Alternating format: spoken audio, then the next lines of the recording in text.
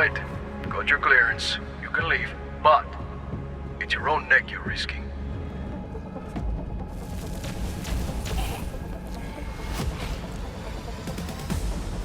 When I first saw Superfuse in action earlier this year, I was mesmerized by its chunky, absolutely bonkers superpower creation engine. And that was back when it only had one character. Now that I've had a chance to revisit it again, with an awesome new character, the long-ranged Elementalist, I'm even more impressed. Superfuse is an action RPG in the same vein as Diablo, but with a comic book superhero flair that pushes the limits with how much you can customize your hero's powers. And even if they've simplified some of these options in this latest build, it still had me freaking out over all the completely badass stuff it let me do.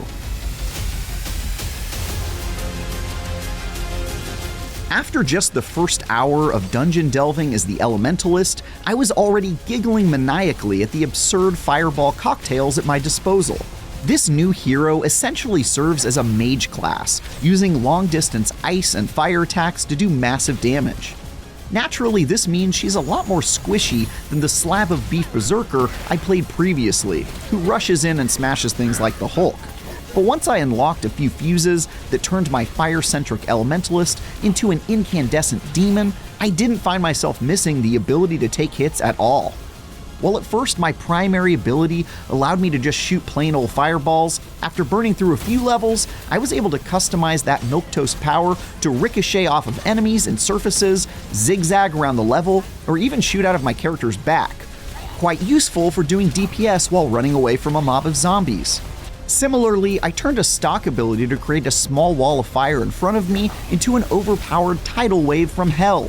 One fuse let me make that wall much larger, while another made it do more damage. And finally, one let me send that wall flying forward into waves of enemies to do massive damage.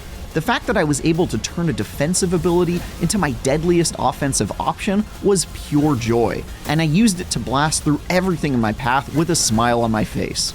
I must say though, one slightly worrying change from the last Superfuse build I demoed is that the power creation options have been reined in a bit.